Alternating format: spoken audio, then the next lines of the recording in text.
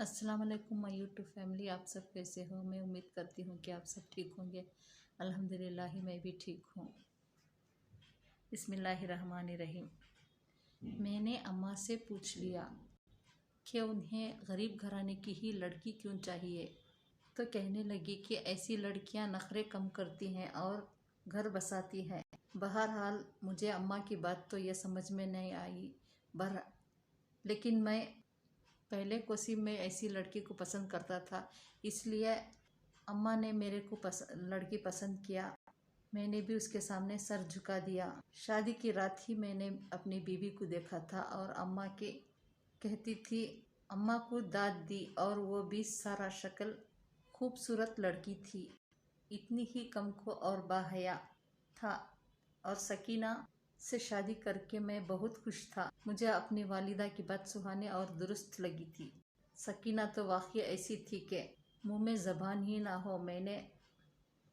मैंने आज तक अपनी अम्मा के सामने उफ तक कहती हुई नहीं सुना था। हालांकि मेरी माँ सख्त मिजाज किस्म की औरत थी और हर चीज़ में नुक्ताचीनी करना उनकी आदत थी। अच्छे भले खाने में भी 100 नुक्स निकाल लेती थी। मैं तो शादी से पहले ही घबराता रहता था कि अगर मेरी बीवी भी जुबान की तेज़ हुई तो मेरी माँ की इस किस्म नुक्ताचीनी की आदत को देखकर घर में हंगामा खड़ा कर देगी। लेकिन सकीना ऐसी नहीं थी। मेरी ज़िंदगी तो बड़ी पुरसुकून थी। मैं अम्मा की किसी बात पर भी इख्तलाफ नहीं करता था। एक बार सकीना ने मुझसे अम्मा की शिकायत करना चाही। मैंने फ़ौरन उसे सख्ती से टाल दिया। मैंने कहा, खबरदार, जो तुमने मेरी अम्मा के खिलाफ एक लफ्ज़ भी मेरे कान में भरा। मेरा लहजा इतना गज़बनाक था, वो सहम सी गई। उसने मुझसे कुछ भी नहीं कहा। उसकी ज़ुबान पर जैसे चुप्सी ही लग गई थी। शादी को चंद माह ही तो गुजरे, माँ को अपने पोते का ख्याल आने लगा। कहने लगी, अब तक तो तेरी बीवी क्यों उम्मीद सी नहीं होने लगी। ये बात सुनकर मैंने मुताजिब होकर अम्मा की तरफ देखा। मैंने कहा, अम्मा, इसमें मेरा और सकीना का भला क्या इख्तियार है? ये तो अल्लाह की मर्जी है। वो कहने लगी, अच्छी तरह समझा दे सकीना को, मुझे पोता ही चाहिए। मैं सकीना को क्या समझाता, मैं तो एक खुद पढ़ा लिखा था। इतना तो मुझे भी मालूम था कि बेटा या बेटी हो जाना तो वह इंसान के इख्तियार में नहीं है। बहरहाल मैंने अम्मा से कुछ भी नहीं कहा और इस बात पर मैंने सहला दिया। लेकिन उसके बाद जैसे जैसे वक्त गुजरने लगा और सकीना उम्मीद सा ना हुई, तो अम्मा के ताने तशने शुरू हो चुके थे। एक रोज़ अम्मा मुझसे कहने लगी, मैंने दाई को दिखाया है, तेरी बीबी मुझे बांझ लगती है, तभी तुझसे कहती हूँ। मुझे उम्मीद नहीं है कि ये मुझे पोता देगी। शादी को 1 साल ही गुजरा था कि अम्मा सकीना के खिलाफ मेरे कान भरना शुरू कर दी। बार बार जो ये कहती थी कि ये औरत बांझ है, जल्दी से अपनी इसे ज़िंदगी से निकाल कर बाहर कर। महज इस बेचारी को मैं क्या कह सकता था? आज तक उसने मेरे सामने ज़बान खोली थी और ना कोई कभी शिकायत की थी। एक रोज़ मैं उसे एक हकीम साहब के पास ले गया। उन्होंने भी कुछ अद्वियात दी, चलमा का इलाज बताया। चलमा सकीना के बाकायदगी के साथ सही दवाएं खाई थी, एक दफ़ा का भी नागा नहीं किया था। लेकिन जब कुछ ऐसा नहीं हुआ तो फिर मैं हकीम के पास ले गया। जो बात तो उसने मुझसे कही, मैं तो हत्थे से उखड़ गया। मुझे तो लगता है इलाज की ज़रूरत तुम्हारी बीवी को नहीं बल्कि तुम्हें है। एक पर्चे पर 2-4 टेस्ट करके कहने लगा, ये कराओ कि मुझे शक है कि मसला तुझ में है, तेरी बीवी में नहीं। ये बात तो मेरी मर्दानगी पर बहुत गहरी चोट थी। हम गैरतमंद मर्द ये सब कहाँ बर्दाश्त करते हैं। औलाद ना हो तो कोई कभी ये नहीं कहता मर्द के लिए कुछ मसला होगा, सिर्फ औरत को ही इताब का निशाना बनाते हैं। मेरे हकीम के सामने ही मैंने वो पर्चा फाड़ दिया और वही फेंक दिया। मैंने कहा, ये क्या बकवास है? मैं सही हूँ और मुझे किसी किस्म का कोई ऐब नहीं है। मुझे अगर तुमसे इलाज नहीं होता तो तुम साफ बता दो। मेरे अंदर ऐब निकालने की तुम्हें कोई ज़रूरत नहीं है। मेरे गुस्से को देखकर वो हकीम ने कुछ से घबरा गए। मैंने बीवी का हाथ पकड़ा और उसे घर ले आया। जब ये बात मैंने अम्मा को बताई तो अम्मा भी गुस्सा करने लगी। कहने लगी, वो हकीम तो वैसे भी पागल है। मेरा गबरू जवान बेटा माशाअल्लाह से सही ठीक है। अब तो मैं तेरी शादी ज़रूर करवाऊंगी। जैसे ही तेरा बेटा हुआ सबसे पहले हकीम को जाकर उसे दिखाऊंगी। 2 साल हो गए थे हमारी शादी को, मगर अब तक औलाद की कोई उम्मीद नज़र नहीं आ रही थी। मेरी माँ ने कहा, अब बहुत हो चुका है, मैं चंद माह में ही तुम्हारी दूसरी शादी करवा दूंगी और सकीना को तलाक दे दो। मैं सकीना को छोड़ना नहीं चाहता था, लेकिन मेरी माँ के सामने ज़बान नहीं खुलती थी। ये सुनकर सकीना रोते हुए मेरे सामने और अम्मा के सामने हाथ जोड़ने लगी। खुदा के लिए मुझे तलाक मत देना। मैं आप लोगों के घर में एक नौकरानी बनकर ज़िंदगी गुजार दूंगी। जो कहेंगे वही करूंगी, लेकिन खुदा के लिए मुझे तलाक देकर मेरे घर मत भेजिए। मेरी छोटी बहनों का रिश्ता नहीं होगा। लोग कहेंगे एक बहन घर उजाड़कर वापस आ गई है, तो फिर दूसरी कैसे घर बसाएगी। सकीना के आंसू ऐसे सुनकर मेरा दिल पशिश कर रह गया था। वो हाथ जोड़े घुटनों के बल मेरी माँ के सामने बैठी थी। मैंने कुछ हिम्मत दिखाई और दोनों बाजों से पकड़कर उसे खड़ा किया। मैंने कहा, तुम बेफिक्र हो ना, मैं कि दूसरी शादी करूँगा, ना ही मैं तुम्हें तलाक दूंगा। मेरी बात सुनकर मेरी अम्मा ने मुझे घूर कर देखा था। मैंने कहा, अम्मा आप बेशक जो इसकी मर्जी का इलाज करवाए, मैं आपको नहीं रोकूंगा, ना ही मना करूंगा, लेकिन ना तो मैं इसे छोड़ सकता हूँ और ना ही दूसरी शादी करूंगा, क्योंकि आज तक मुझे कोई दूसरी शिकायत का मौका नहीं दिया है। महज पर ऐसा मैं कभी नहीं कर सकता। मेरी ज़रूरत शायद मेरी माँ को पसंद नहीं आई थी। बार बार वो मुझे गुस्से से घूरे जा रही थी। मैंने सकीना का हाथ पकड़ा और उसे कमरे में ले आया। वो अभी तक हिचकियों से रो रही थी। मेरे दोनों हाथ पकड़कर कहने लगी, आपका बहुत बहुत शुक्रिया, आपने मेरा मान रख लिया। अगले रोज़ मेरी माँ ने मुझसे बात नहीं की।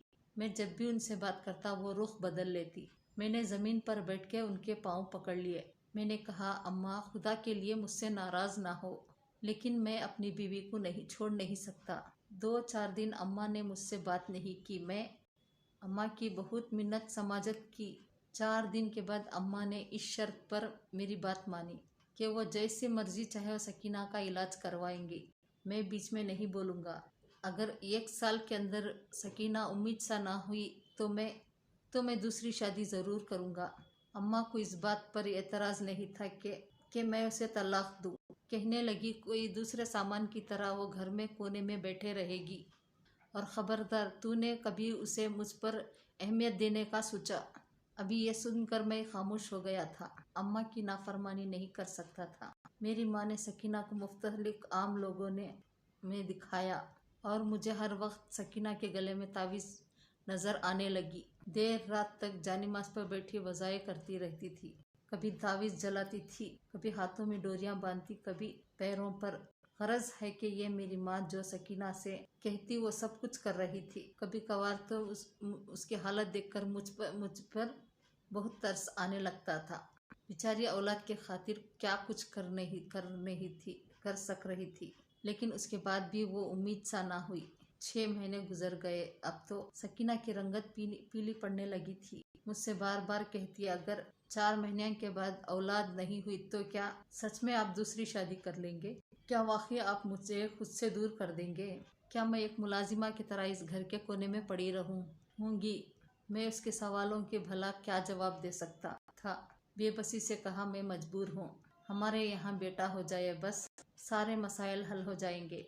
उन्हीं दिनों में मेरे वालिदा को किसी पड़ोसी ने बताया कि हमारे साथ वाले गांव में एक आमिल बाबा रहता है जो बे औलाद औरतों का ऐसा पक्का इलाज करता है कि लाजमी बेटा ही पैदा करती है। ये सुनना था कि मेरी माँ के चेहरे पर चमक उभर आई। मेरी माँ सकीना और मुझे लेकर वो आमिल के पास ले गई। उसके पास तो लोगों का तांता सा बंधा हुआ था। उसका छोटा सा सहन मुरीदों से भरा पड़ा था। ये कोने में हम भी बैठ गए थे। वो आमिल साहब जो भी थे कमरे में थे। एक छोटा सा कमरा था जहाँ दोनों मियाँ बीबी अंदर जाते और 5 मिनट के बाद वापस आ जाते। तवील इंतज़ार के बाद हमारी बारी आई। जैसे ही हम आमिल के पास गए तो अम्मा साथ थी। सकीना बहुत ही खूबसूरत औरत बहुत ही खूबसूरत किस्म की औरत थी। चादर से अपना चेहरा छुपा रखा था। न जाने वो आमिल का हुलिया मुझे अजीब सा और गरीब सा लग रहा था। उसने काले रंग का चोला पहन रखा था, गले में मोटे दानों की तस्बीह है और दोनों हाथों की उंगली में अंगूठियां पहनी हुई थी। जैसे ही हम उस आमिल के पास बैठे, उसने एक बार फिर नजर सकीना पर डाली थी। न जाने मुझे क्यों यह सब कुछ देखकर बुरा लग रहा था। फिर कहने लगा, बोलो बेबी, क्या मसला है? फिर वो कहने लगी, माँ कहने लगी, मेरी बहू बांझ है। तो फिर उसका चेहरा देखने लगी। कितना अरसा, वो आमिल पूछने लगा, कितना अरसा हो गया शादी को? जवाब में मेरी अम्मा ने कहा, पूरे 2 साल हो गए हैं, लेकिन औलाद की कोई उम्मीद नजर नहीं आई। हमने आपकी बड़ी तारीफें सुनी है। हम दूसरे गांव से घूम कर आए हैं। जो बात मुझे परेशान कर रही थी कि वो ये थी कि वो शख्स की नज़र मुसलसल वो सकीना के चेहरे पर थी। हालांकि उसने आधे से आधा चेहरा छुपा रखा था, बस उसकी आंखें ही नजर आ रही थी। इसके बावजूद वो आमिल इसके चेहरे पर क्या खोजने की कोशिश की, खोजने में लगा हुआ था। आमिल साहब को अपनी तरफ मुतवज्जो किया और बोला, बाबा, आपके पास क्या इस मसले का कोई हल है? मेरे बुलाने पर आमिल ने फौरन जामा बड़बड़ाकर देखा। उसके माथे पर फौरन बल आए। गुस्से से कहने लगे, मैं तुम्हारा बीबी के चेहरे पर कुछ खोज रहा था और वो जानने की कोशिश कर रहा था, जिसकी वजह से अभी तक इसकी गोद सोनी है। मगर जज्बाती लड़के, तुमने मेरा अमल खराब कर दिया है। मैं हैरत से आमिल का चेहरा देख रहा था। मैंने तो सिर्फ उन्हें बुला लिया था, मगर अगले ही पल उन्होंने मुझसे 2-4 सवाल किए। अपने पास पड़ी कैंची को उठाया और कहने लगे, इस कैंची से कुछ बाल काट कर मुझे दे दो। मैंने खामोशी से उनका कहा मानते जा रहा था। फिर मैंने तो अब कुछ बाल काटकर उनके हाथ में दिए। वो फौरन मेरी बीवी की तरफ मुतवज्जो हुए और कहने लगे, और अपनी बीवी के चंद बाल काटकर मुझे दे दो। मेरी बीवी फौरन मुझे मेरा चेहरा देखने लगी, क्योंकि वो चादर में थी और ऐसे में उसका सर के बाल हटाना पड़ेंगे। हाँ, ये सर ओढ़नी हटाना पड़ेगा तो बाल काटने के लिए। मगर फौरन मेरी माँ आगे बढ़ी और मेरी बीबी सकीना की चादर को उतार दिया। एक झटके से उसके चेहरे पर नकाब उतरा था। अगले ही पल उसके झटके से एक बाल काट कर आमिल बाबा के हाथ रख दिए। ये सब कुछ 2 से 10 सेकंड के बीच में हुआ था, मगर आमिल बाबा की नजरें तो मेरी बीवी पर टिकी हुई थी। उन्होंने बाल लिए और दोनों बालों को एकजा करके अपने सामने चांदी के बर्तन में रख दिया और कहने लगे, मैं तुम लोगों को कुछ एक तावीज़ दूंगा और तुम लोगों को खाने होंगे। ऐसे अमल बताऊंगा जैसे रोज करना होगा। इस अमल के बाद तुम यकीनन औलाद पालोगे। मैं गौर आमिल बाबा की बात सुन रहा था। देखते ही देखते हमारे कटे हुए बाल आग लगाकर जलाना शुरू कर दिए। जैसे ही आग लगी तो वो बालों को उसकी राख उठाकर आमिल बाबा ने तावीज़ों में भरना शुरू कर दी। राख तावीज़ों में भरने के बाद एक सुर्ख डोरी से गिरा लगा दी और ये कहने लगे, ये राख आप लोगों ने कहवे में मिलाकर पीना है। मैंने वो तावीज़ अपने पास रख लिए। फिर आमिल बाबा इसके बाद एक बार मेरी बीवी की तरफ मुतवज्जो हुए और कहने लगे, यहाँ मेरे करीब आकर बैठो। मैं तुम पर दम करना चाहता हूँ। ये दम तुमने हर जुमेरात को मेरे पास आकर करवाना होगा, ताकि तुम पर जो भी साया बड़े आसिफ हैं वो मारे जा सके। मेरी बीवी आमिल बाबा के पास जाकर बैठी तो और उनका अपना हाथ मेरी बीवी के सर पर रख दिया। फिर न जाने क्या कुछ पढ़कर फूंकने लगा। मैंने नोट किया था कि हमसे जितने भी लोग आए थे, ज्यादा से ज्यादा 5 या 10 मिनट अंदर रहने के बाद बाहर जा रहे थे, मगर हमें तो यहाँ बैठे 40 मिनट हो चुके थे। मगर ये बाबा तो हमें बाहर जाने का नाम ही नहीं, भेजने का नाम ही नहीं ले रहा था। इसके बाद कुछ हमें तावीज़ात दिया और कहने लगे, ये तावीज़ मगरिब के बाद जलाना है और जलाकर इसकी राख अपने सर पर मलनी है, ताकि जो भी बुरा साया है वो तुम लोगों के सर से हट सके। उसके बाद उसने मुस्कुराकर मेरी बीवी की जानिब देखा। हम तीनों वहाँ से चले आए। रास्ते में मैं खामोश रहा। कहा कि मैंने अम्मा से कहा, आप हमें किस किस्म के इंसान के पास ले गई थी? ये कैसा अमीर था? इसने पाक से दम नहीं किया तो बस ये बाल खाने के लिए कह रहा है। न जाने तावीज़ात जलाकर राख सर पर मलने के लिए कह रहा है। भला हम ये सब कैसे कर सकते हैं? मगर मेरी अम्मा ने फौरन तंबी आवाज से कहा कि वो बड़े हैं, उन्होंने ये सब सारा अमल सीख रखा है, वो बेहतर जानते हैं। तुम्हें زیادہ سوچنے کی ضرورت نہیں ہے، بس جو کچھ انہوں نے کہا ہے وہ سب تم کرتے جاؤ۔ مجبوراً اماں کی خاطر وہ خاموش ہونا پڑا۔ وہ بالوں کی راکھ میاں بیوی ہم دونوں کھاتے رہے۔ ایک ہفتہ گزرا تو پھر وہ دن آیا کہ میری بیوی کی طبیعت بوجھل سی ہو رہی تھی۔ کہنے لگی میرا تو بالکل بھی جی نہیں چاہتا کہ اس پیر بابا کے پاس جاؤں، مجھے وہ عجیب نظروں سے دیکھتا ہے، مگر امی کی خوشی کی خاطر جانا ضروری تھا۔ ایک بار پھر اپنی بیوی کو لے کر وہاں چلا گیا۔ اس بار بھی انہوں ایسے عجیب اور غریب عمل کیے اور پھر ہمیں تعویذ اور ڈوریاں کھانے اور جلانے کو دے دی۔ 2 مہینے گزر چکے تھے، ابھی تک کوئی امید کی کرن نظر نہیں آئی تھی۔ اس بار بھی میں نے امی سے کہا تو اگر اس بار بھی کچھ انہوں نے دینے کی یہ کیا تو میں نہیں جاؤں گا۔ اگلی بار تو عامل بابا کے پاس گئے تو میری ماں اسے کہنے لگی ہم 2 مہینے سے آپ کے پاس آ رہے ہیں، مگر ابھی تک میری بہو کو کوئی خوشخبری نہیں ملی۔ اس پر عامل بابا مسکرا اٹھے اور کہنے لگے ابھی تک علاج پورا نہیں ہوا، اس علاج کا اصل مرحلہ ابھی تو رہتا ہے، وہ کرنے کے بعد ہی تمہارے یہاں بچوں کی کلکار گونجیں گے۔ اس کے بعد عامل نے بولا۔ وہ سن کر میرے پیروں کی زمین نکل چکی تھی۔ میں وہیں پر غصے سے آگ بگولا ہو گیا اور کہنے لگا نہیں، میری بیوی ایسا کچھ بھی نہیں کرے گی، مگر میری ماں نے فوراً مجھے ڈانٹ دیا اور کہنے لگی خبردار، جو عامل بابا کے ساتھ تم نے کوئی بدتمیزی کی، تم نہیں جانتے ہو کہ کیا کچھ کر سکتے ہیں، خاموشی سے بیٹھے رہو، جو کچھ کہہ رہے ہیں وہ سنو۔ عامل بابا نے ہمارے سامنے ایک بچے کا پتلا رکھا جو کہ کپڑے کا بنا رکھا تھا۔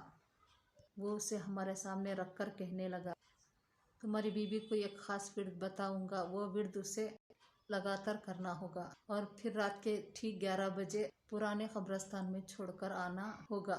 ساری رات بتائے وہ میرے بچے کی قبر کے پاس بیٹھ کر ایک ورد کرتی رہے گی۔ صبح کے 3 بجے وہ صبح کو تھوڑا سا قبر کھود کر وہ پتلے کو دفن کر دے گی۔ اس کے بعد تو تم لوگوں کے گھر خوشخبری آ کر رہے گی۔ میری بیوی مارے خوف کے کانپنے لگی، مگر اماں کے آگے ہم مجبور تھے۔ میری بیوی کے ہاتھ کپ کپا رہے تھے، اس نے عامل بابا کے ہاتھ سے پتلا نہ لیا۔ خیر میری امی نے اس پتلے کو فوراً جھپٹ لیا اور کہنے لگی آج رات ضرور سب کچھ ہو جائے گا۔ ہم لوگ واپس گھر آ چکے تھے۔ مجھے تو اپنے کمرے سے ہی اندھیرے سے ڈر لگتا ہے، بھلا میں اکیلی قبرستان کیسے جاؤں گی؟ میں نے بھی امی کو منع کرنا چاہا کہ ایسا کچھ نہیں کریں گے، صرف اور صرف میری بیوی کی جان کو خطرہ ہی ہو سکتا ہے اور کچھ نہیں، مگر میری امی نہیں مانی اور کہنے لگی اور یہ ہر حال میں وہاں جائے گی، آج جا کر یہ کام کرے گی۔ میری امی سے میں نے تو زبان دراز شروع کہی تو کہنے لگی مگر اس نے مجھے پوتا دینے کے لیے خواہش سے کچھ نہ کیا تو میں بھی کچھ زہر کھا کر جان دے دوں گی۔ مجبوراً اماں کی خاطر مجھے بیوی کو قبرستان بھیجنا پڑا۔ وہ روتی رہی مگر میں سر جھکائے کھڑا تھا۔ اس سے وعدہ کیا جیسے ہی صبح کے 3 بجیں گے میں آ کر اسے لے جاؤں گا۔ میری ماں اور میں اسے قبرستان چھوڑ کر آئے۔ وہ روتی رہی۔ میری ماں کے آگے اس کے آنسو کوئی اہمیت نہیں رکھتے تھے۔ میری ماں بہت خوش تھی، کہنے لگی دیکھنا اب ہر حال میں خوشی آ کر ہی رہے گی۔ میں اپنے کمرے میں آ چکا تھا مگر میرے ایک پل کے لیے بھی آنکھیں بند نہ ہو چکی۔ اس پر نیند حاوی ہوتی اور اپنی آنکھیں بند کرتا تو مجھے میری بیوی کی یاد آنے لگتی۔ بامشکل چند گھنٹے ہی گزرے تھے، میرے دماغ میں عجیب سی آندھیاں چلنے لگی تھی۔ آدھی رات کے وقت قبرستان میں کچھ بھی ہو سکتا تھا۔ میں کیسے اپنی بیوی کو وہاں تندرہا چھوڑ آیا؟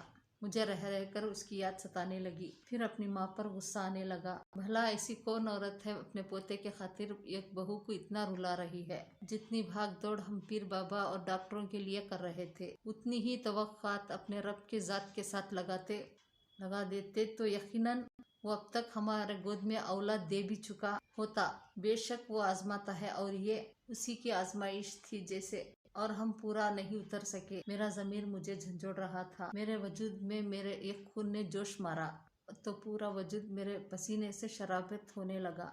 میں اٹھ کر بیٹھ گیا، میرا دل پوری شدت کے ساتھ دھڑک رہا تھا۔ اس وقت رات کے 2 بج رہے تھے۔ میں نے ہی اسی پل اپنا موٹر سائیکل نکالا اور گھر سے جانے لگا۔ موٹر سائیکل کی آواز میری ماں نے سن لی تو فوراً کمرے سے باہر آئی اور کہنے لگی کہاں جا رہے ہو؟ अब तो टाइम भी पूरा नहीं हुआ। अगर मैं माँ की बात का जवाब दिए बगैर घर से बाहर निकल गया। कब्रिस्तान पहुंचा तो और जोर अंधेरा था। मैं बुलंद आवाज में मैं अपनी बीवी को आवाजें देने लगा, मगर उसका कोई जवाब नहीं आया। मैंने अपने मोबाइल की टार्च चलाई और आगे बढ़ने लगा। चंद कदम ही आगे बढ़ाए थे कि मुझे कब्रिस्तान में एक बच्चे के करीब अपनी बीवी बेहोश हालत में पड़ी और उसके हाथ में वो पुतला था और वो बेहोश थी। मैंने उसे बेहोशी की हालत में देखा तो उसे उठाने लगा, मगर वो बेहोश हो चुकी थी। खौफ के मारे उसकी रंगत सफेद पड़ चुकी थी, वो बिल्कुल ठंडी हो चुकी थी। मुझे तो डर लगने लगा और अपनी बीवी को उठाया और अस्पताल ले गया, जहाँ पर ये डॉक्टर ने कहा कि ये शहीद खौफ की वजह से बेहोश हुई थी, कि इसका ब्लड प्रेशर बहुत लो है।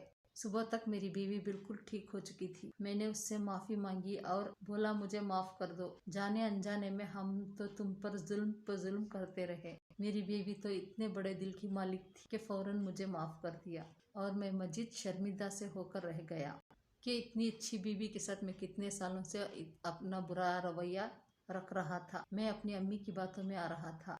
हालांकि मेरी अम्मी की मिजाज की एक लड़की आ जाती घर पर तो घर का चिराजा बिखर कर रह जाता। मैं बीवी को घर लेकर आ गया। मेरी माँ गुस्से में बीवी पर चिल्लाने लगी और मेरी बीवी पर हाथ उठाने लगी। मैंने माँ का हाथ पकड़ लिया और उनसे कहा, आपने मेरी बीवी को हाथ तक नहीं लगाएंगे और न ही मसीद कोई इलाज होगा। मुझे ऐसी औलाद चाहिए ही नहीं। आपको तो शुक्राने की नफल पढ़ना चाहिए कि इतनी अच्छी बहू आपको मिली है। आपके हर जुल्म बर्दाश्त कर रही है। मुझे ऐसी कोई औलाद नहीं चाहिए। अगर नसीब में होगा तो मिल जाएगी, वरना मैं और सकीना ऐसे ही खुश हैं। मेरी माँ मेरे मुंह से ऐसी बातें सुनकर जैसे भूत बनकर खड़ी हो गई। कितने ही दिनों तक मेरी माँ ने मुझसे कोई बात नहीं की। माँ ने एक बार फिर मुझे मेरी बीवी के बारे में भड़काने की कोशिश की, मगर इस बार मैंने उनकी बातों में आने वाला नहीं था। मजबूर वो थी, उन्हें ही ठीक होना पड़ा। उनका रवैया धीरे धीरे सकीना के साथ ठीक होता चला गया, क्योंकि अब मैं सकीना का शोहर उसके साथ ढाल बनकर खड़ा रहा था। और शोहर बीवी के साथ हो तो किसकी जरूरत होती है कि उसके खिलाफ कुछ भी कर सके। चंद माह के बाद मेरी बीवी की तबीयत खराब हुई। हम उसे डॉक्टर के पास ले गए। पता चला कि वो हामिला है। कि वो दिन मेरे जिंदगी का सबसे हसीन दिन था। मेरी बीवी ने उसके बाद जुड़वा बच्चों को जन्म दिया, एक बेटा और एक बेटी। हमारी जिंदगियों को खुशियों से भर चुके थे। जज़ाकल्लाह।